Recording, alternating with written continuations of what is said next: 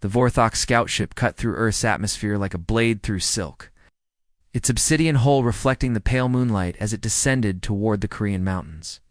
Inside the command center, Commander Krextel's yellow eyes gleamed with anticipation as he studied the bioscans scrolling across his display.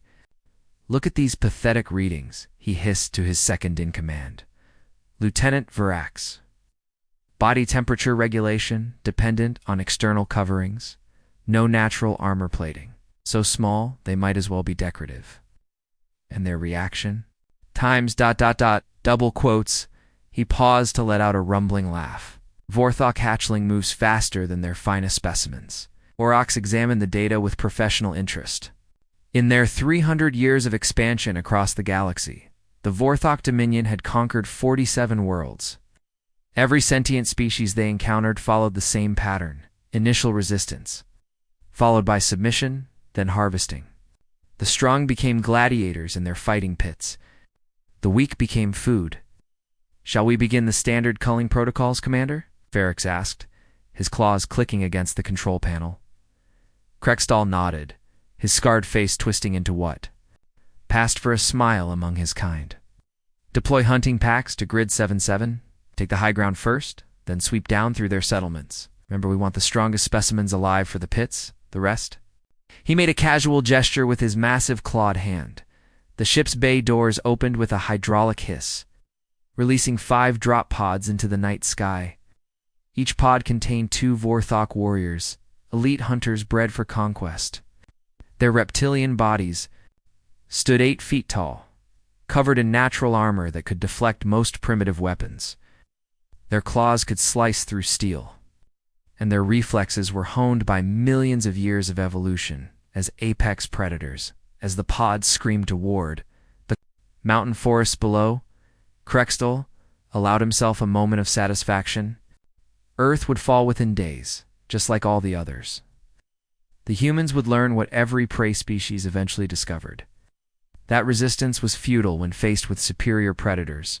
20 miles away in a dense grove of pine trees, Marine Sergeant Dehayan crouched beside a topographical map, his breath forming small clouds in the cold mountain air.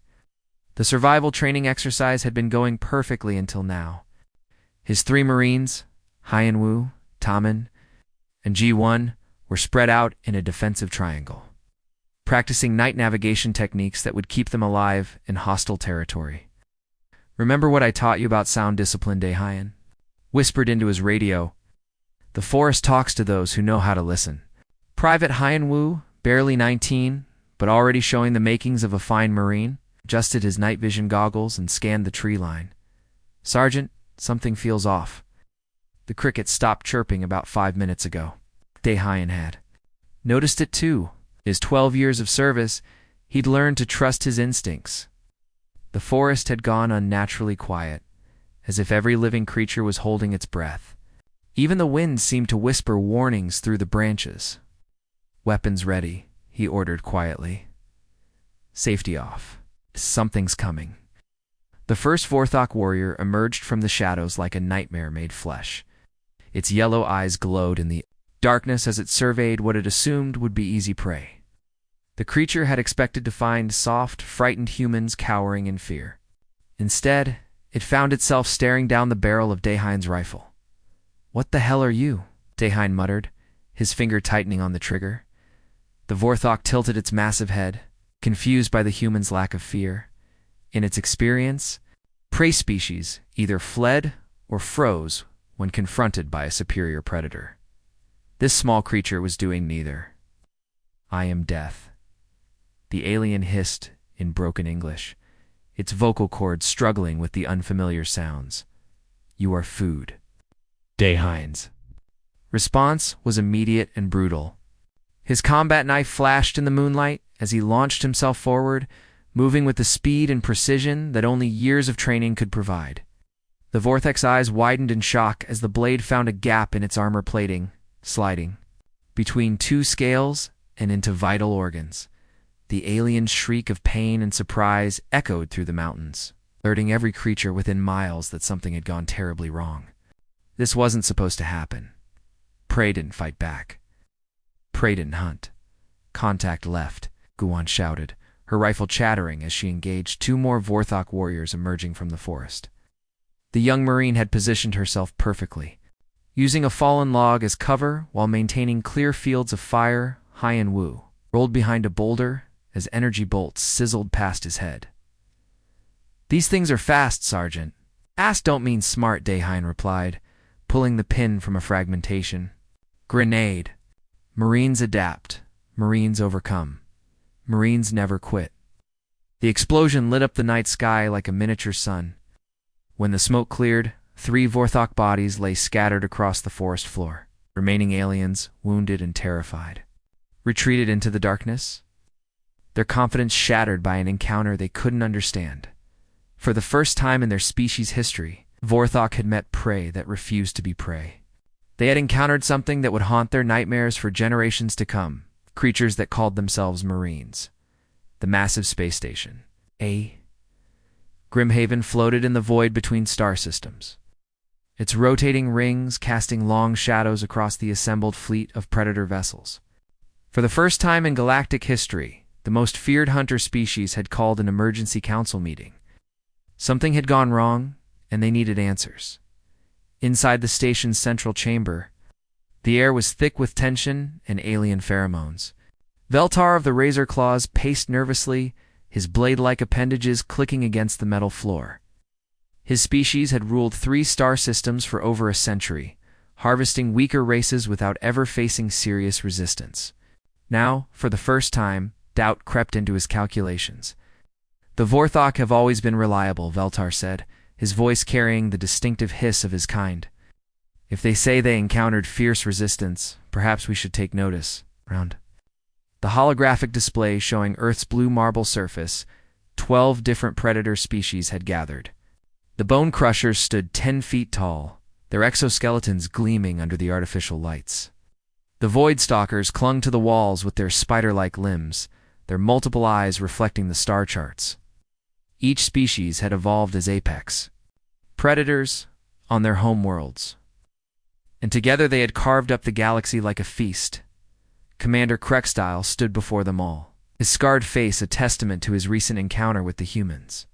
Where his left eye had once been, now only an empty socket remained, a gift from a human combat knife wielded by someone called a Marine. "You think we exaggerate?" Krextyle's voice was barely controlled rage. "Look at me. Look at what those creatures did to a Vorthok commander. We landed expecting easy prey, soft creatures who would scatter like frightened animals. Instead, we found warriors who fought with a fury I have never seen." The holographic display shifted, showing tactical recordings from the failed Earth mission. The assembled predators watched in growing unease as the footage revealed human soldiers moving with deadly precision through terrain that should have favored the hunters. "They called themselves Marines," Krextall continued, his remaining eye burning with remembered terror. "Not soldiers, not warriors, Marines. They spoke this word like it carried power, like it meant something beyond simple military designation. When they fought, they became something else entirely." General Thekmer of the Bone Crushers leaned forward, his massive frame creaking. "Surely you encountered their weakest specimens. Their military caste must be rare, isolated to specific regions." "That's what we thought," interrupted Captain Zixara of the Void Stalkers. Multiple eyes blinked in sequence as she accessed her own mission reports. "My hunting pack encountered what we believed was a routine patrol on one of their outer colonies. 3 humans, led by someone they called Staff Sergeant Biora. We lost 17 warriors." The chamber fell silent. 17 Void Stalkers represented an entire generation of hunters, each trained from birth to kill without mercy or hesitation. "Impossible," breathed Veltar. 3 humans against 17 of your kind?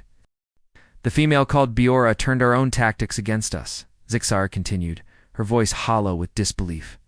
"She moved through our ambush positions like she could read our minds. When we tried to surround her, she somehow anticipated every move. Her 2 companions flanked us while she drew our attention. By the time we realized what was happening, half my pack was dead." More reports began flowing in from around the chamber. The Crimson Fangs spoke of a human called Captain. Sung Min, who had captured one of their assault craft and used it to destroy 3 more vessels.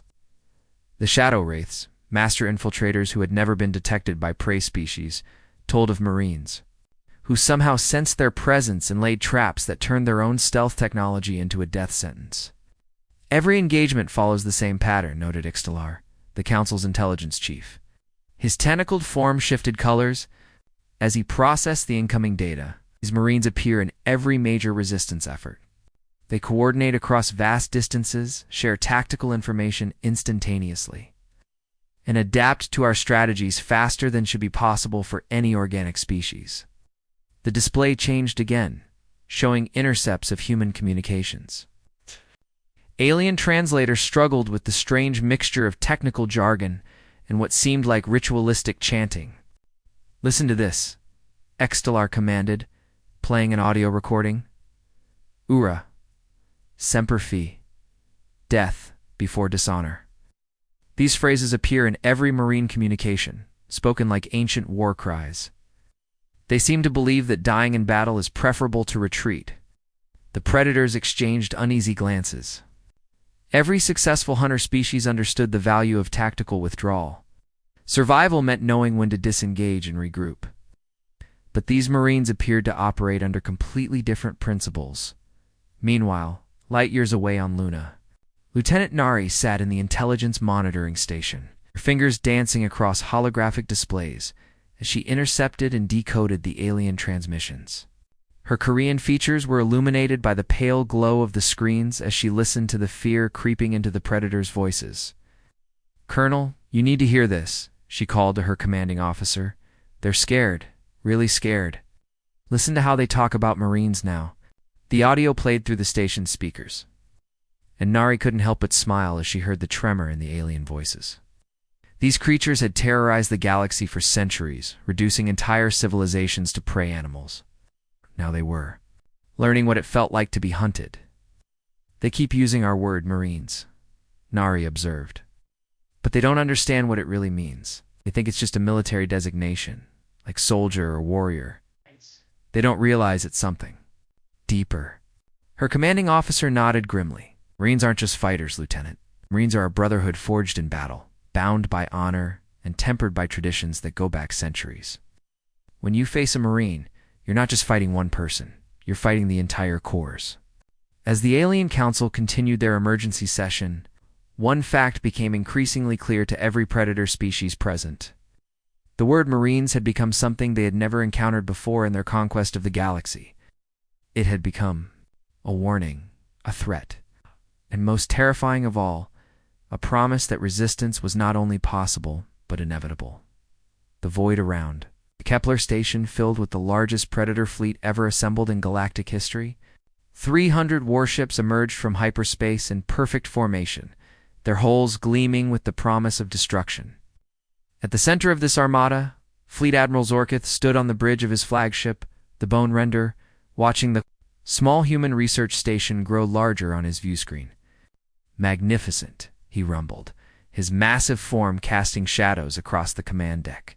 Zorkith was a Titan crusher, standing 12 feet tall, with natural armor plating that could deflect plasma bolts. His species had personally overseen the conquest of 15 worlds, and today would mark their 16th. "Admiral, the station is sending a transmission," reported his communications officer, a nervous Vorthok named Keshar, who had survived the Earth encounter. "Put it through," Zorketh commanded, eager to hear the humans beg for mercy.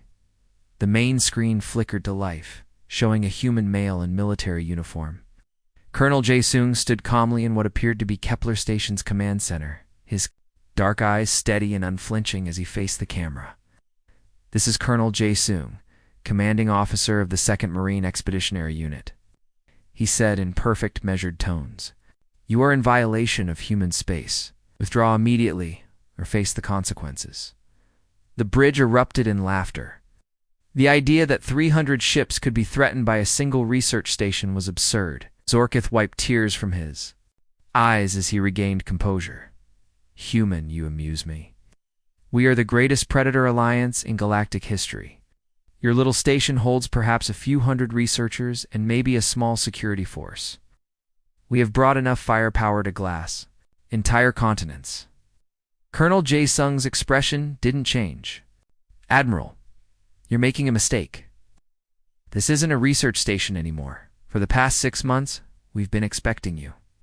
Every corridor, every room, every maintenance shaft has been prepared for your arrival. You're not attacking a station. You're walking into a trap. The transmission ended, leaving the bridge in stunned silence.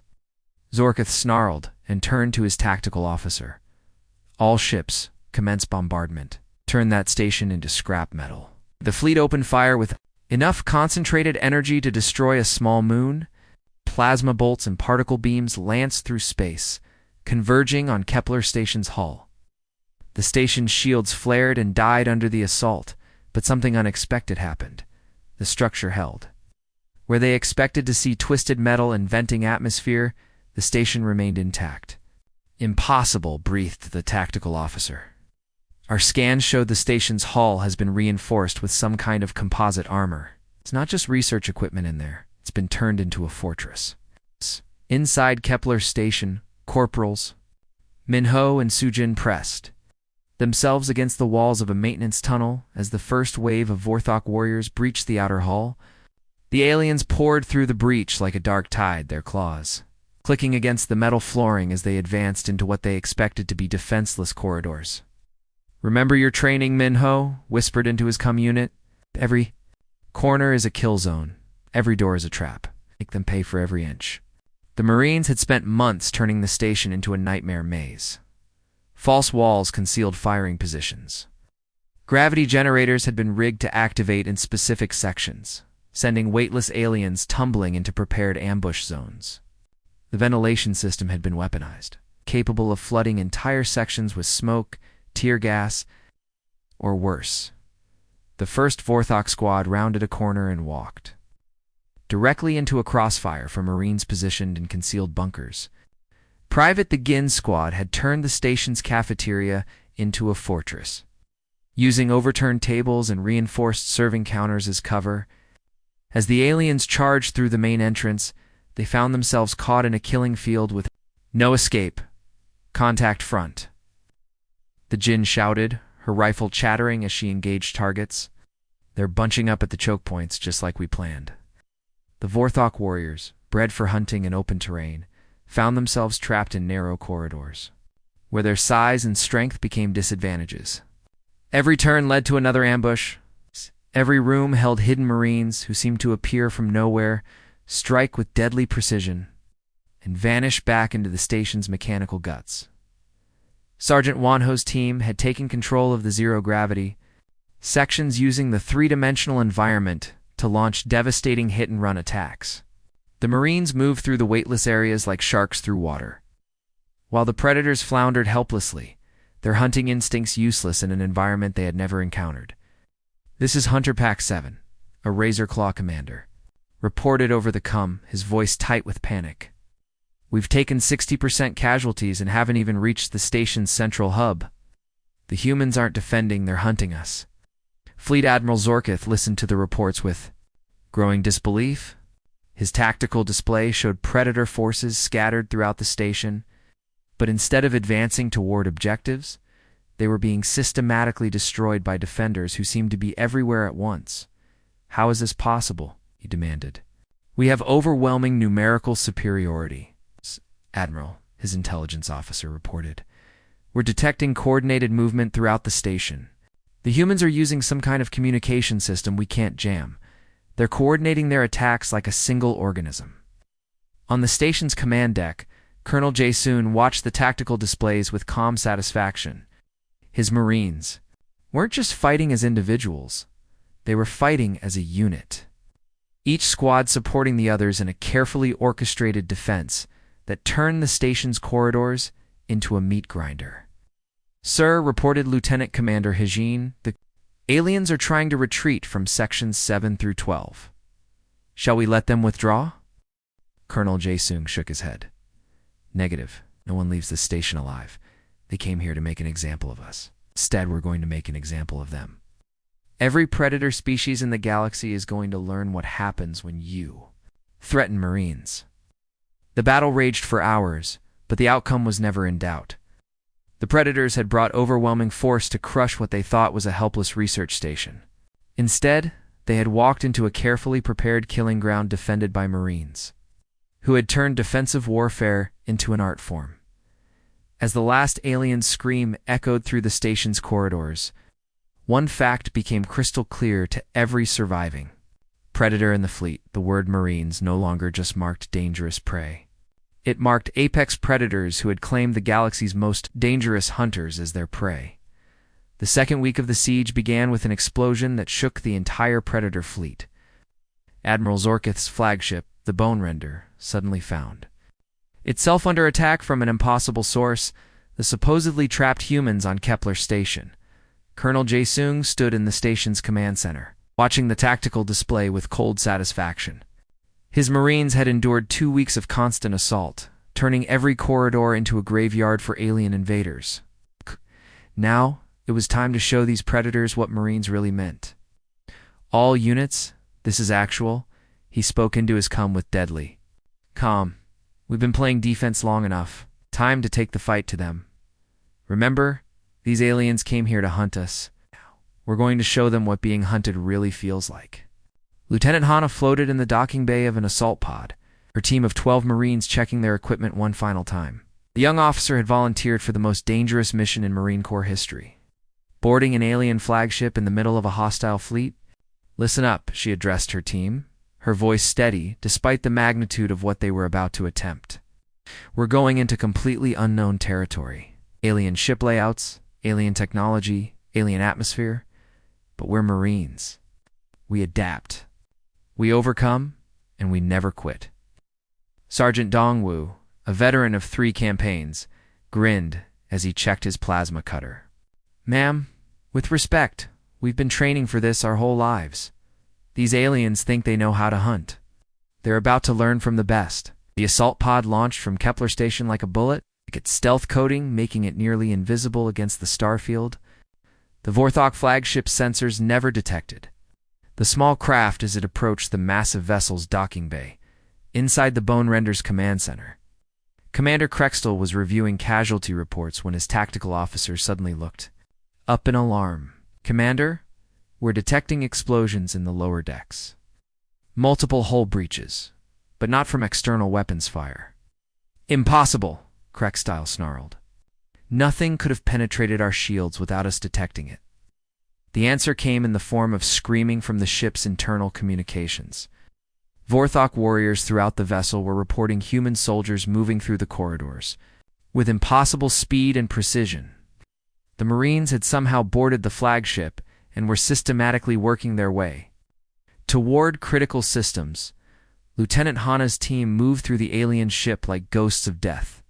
The Vorthok had designed their vessels for their own massive frames, with high ceilings and wide corridors that should have given them every advantage. Instead, the Marines used the extra space to their benefit, moving in 3-dimensional patterns that confused and disoriented their pursuers. Dongwu Kyungmi, you're with me? Hannah whispered into her com. We need to reach the weapons control center. The rest of you, secure our exit route and make sure nothing follows us. The 3 Marines moved through the ship's ventilation system, their smaller human frames allowing them to access areas the bulky Vorthok couldn't reach. Within minutes, they had bypassed the main security systems and emerged directly in the ship's primary weapons control room. The Vorthok technicians operating the massive plasma cannons never knew what hit them. Dongwu's combat knife found its mark with surgical precision, while Kyungmi's rifle eliminated the remaining aliens before they could sound an alarm. Hana immediately began interfacing with the alien control systems, her military training allowing her to understand the weapon configurations despite never having seen Vorthok technology before. These systems are actually pretty simple, she reported to her team. It's like they never expected anyone to try to sabotage them from the inside. Amateur hour. Within 10 minutes, the flagship's main weapons were offline. The Marines weren't. Finished. They'd studied the ship's schematics during their infiltration and knew exactly where to strike next. Captain Yunsu's strike team was simultaneously hitting 3 bone crusher vessels on the fleet's outer edge. The massive alien ships, each carrying over 1,000 warriors, found themselves under attack from teams of less than 20 Marines each. The mathematical impossibility of the situation was lost on the aliens as they watched their supposedly impregnable vessels being systematically destroyed from within. "This is impossible," Admiral Zorketh roared as reports flooded in from across his fleet. "How are they doing this? How are prey animals boarding our ships?" The answer was simple but terrifying. The Marines weren't prey animals. They were apex. Predators who had evolved beyond the simple hunter-prey relationship that governed the rest of the galaxy. They were creatures who could learn from every encounter, adapt to every environment, and turn any disadvantage into a weapon. On the Razor, Claw Destroyer Bloodfang, Commander Veltar watched in horror as his own ship's weapons turned against his fleet. Human soldiers had somehow seized control of his vessel's artillery and were using it to destroy other Predator ships. The psychological impact was devastating. The hunters were being hunted with their own weapons. "They're using our own ships against us," he transmitted to the fleet command. "These Marines, they're not just fighters. They're something else entirely. They learn our technology faster than we can deploy it." The panic spread through the Predator fleet like a virus. Species that had never known fear began to experience terror for the first time in their evolutionary history. The word Marines became a curse that made seasoned hunters tremble and look over their shoulders. Back on the Vorthok flagship, Commander Krextel found himself face-to-face with Lieutenant Hana in his own command center. The young human woman stood calmly among the bodies of his bridge crew, her rifle trained on his chest. "You came here to make an example of us," she said quietly. "Instead, you've given us the perfect opportunity to make an example of you. Every predator species in the galaxy is going to hear about what happened here today." Krextel's remaining eye widened in disbelief. "Prey cannot become predator. It violates the natural order." Hana smiled, and the expression was more terrifying than any alien roar. "We're not predators, Commander. We're Marines. We're something your natural order never planned for. We're the thing that hunts the hunters." As explosions rocked the Predator fleet and alien ships began falling one by one to human borders, one truth became crystal clear throughout the galaxy: the age of the Predator species was ending. The Marines had arrived, and they had rewritten the rules of survival itself. The first ship to flee was a Razor Claw destroyer, its hull scarred from Marine boarding actions. Captain Veltar had watched his own crew turn their weapons on him rather than face another encounter with the human soldiers. The fear had spread through his ship like a plague, and now his warriors, creatures bred for conquest, were jumping at shadows. "Set course for the Outer Rim," he commanded, his voice barely above a whisper. "Maximum hyperspace speed. We leave this cursed space immediately." Within hours, the retreat became a stampede. The mighty Predator fleet that had assembled to make an example of humanity began dissolving like smoke in the wind. Ship after ship vanished into hyperspace, their crews driven by a terror they had never experienced before. On the bridge of his crippled flagship, Admiral Zorketh watched his alliance crumble. The Bone Crushers were fleeing toward the galactic core. The Void Stalkers had simply vanished without a word. Even his own Titan Crusher fleet was requesting permission to withdraw from human space. "Admiral," his communication officer reported, "we're receiving panic transmissions from across the fleet. The crews they're breaking down. Some ships are reporting that their own warriors are refusing to fight." Zorketh closed his massive eyes and tried to process what had happened. His species had conquered 15 worlds. They had never met prey that could fight back effectively. Now, in the space of 3 weeks, they had been shattered by creatures they had dismissed as weak and helpless. "Send a message to all remaining vessels," he ordered. "Full retreat. All ships to abandon human space immediately. Mark all human colonies as quarantine zones. No predator species is to approach or engage." The message that followed would echo through hyperspace communication networks for decades to come. Admiral Zorketh's voice, broken and defeated, carried a warning that would reshape the galaxy. "All Predator Alliance vessels, this is Admiral Zorketh, with Emergency Directive Alpha 7. Human space is now designated as a galactic quarantine zone. The creatures known as Marines are not prey. They are apex predators beyond our understanding. Any vessel that encounters humans is to withdraw immediately without engaging. This is not a tactical retreat. This is survival. Ship to flee Earth carried Commander Krextall, his single remaining eye haunted by memories of Marines moving through his corridors like death itself. As his vessel jumped to hyperspace, he issued the order that would become law among predator species. Quarantine all worlds with Marines, he transmitted to every Vorthok vessel in the galaxy. Do not engage, do not approach, do not hunt. Mark. Their space is forbidden territory, and spread the warning to every species that values survival. Edicts spread through hyperspace communications faster than the fleeing ships themselves. On the Voidstalker homeworld, the High Council carved warnings into the hulls of every ship in their fleet. The symbols were simple but clear, a human figure with the word Marines beneath it.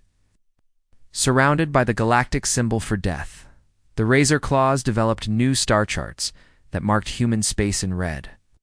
With detailed protocols for identifying and avoiding any system that might harbor Marines, their navigation computers were programmed to automatically calculate escape routes whenever human signals were detected. The Bone Crushers took the most extreme approach. Their entire civilization packed up and fled to the galaxy's edge, as far from human space as they could possibly travel. Established new colonies in the void between galaxies, preferring the emptiness of space to the possibility of encountering Marines. But while the predator species fled in terror, something else was spreading through the galaxy. On countless worlds where prey species had cowered in fear for generations, a new word began to circulate in whispered conversations and underground resistance movements: Marines. On the agricultural world of Theta Prime, the rabbit-like Kotari, who had been enslaved by the Bone Crushers for 50 years, heard the stories from fleeing predator ships. The creatures that had seemed invincible had been defeated by something called Marines. For the first time in decades, the Kotari dared to hope. "Tell me again about the Marines," asked Elder Piptar, his long ears twitching with excitement. These humans who made the Bone Crushers run, the communication intercepted from a fleeing predator vessel, painted an impossible picture. Bipedal creatures, smaller than most predators, with no natural weapons or armor. Yet they had somehow turned the hunters into the hunted. On the ocean world of Aquaria, the dolphin-like cetaceans who had hidden in their deepest trenches for centuries began to surface. The Voidstalkers, who had terrorized their world for generations, had simply vanished overnight, leaving behind only hasty warnings about creatures called Marines. The deep swimmers speak of a new current in the galaxy, sang the cetacean pod leader, a force that hunts the hunters and protects the protected. They call it the Marine Current, and it flows toward justice. Back at Kepler Station, Colonel Jae Sung stood on the observation deck, watching the last Predator ship disappear into hyperspace. The station's hull still bore the scars of battle, but it had held. More importantly, it had become a symbol of something new in the galaxy. Beside him stood his Marines, Sergeant Daehyun, who had drawn first blood in the Korean mountains, Staff Sergeant Biora, who had turned an entire Voidstalker pack into prey, Lieutenant Nari, who had listened to the fear in alien voices, dozens of others who had proven that humanity would never bow to predators. Status report, the Colonel requested. "All alien vessels have fled the system," reported Lieutenant Hana, her voice still carrying the satisfaction of successful boarding actions. "Long-range sensors show no predator signatures within 50 light-years of human space. Casualties? Minimal. Sir, the Marines performed exactly as expected. No losses to enemy action." Colonel Jae-Zoong nodded, then addressed his assembled Marines. "You've just participated in the most significant military action in galactic history. It's not because we won a battle, but because we changed the rules of the game. Every predator species in the galaxy now knows that prey can evolve teeth." The Marines stood at attention, their faces reflecting the pride of warriors who had achieved something unprecedented. They had faced the galaxy's most feared predators and emerged victorious not through superior technology or numbers, but through superior will and determination. "The galaxy is going to be a very different place now," Colonel Jae-Sung continued. The predator species are going to spend the rest of their existence looking over their shoulders, wondering if the next shadow might contain a marine. Meanwhile, every oppressed species in the galaxy is going to hear our story and remember that resistance is possible. As the last of the alien ships vanished into hyperspace, a new age began. The predator species would never again roam the galaxy. With impunity, the word Marines had become more than a military designation. It had become a promise that somewhere in the darkness, there were creatures who would hunt the hunters and protect the innocent. The galaxy had learned to fear a single word. And in that fear, countless oppressed species found hope. The END.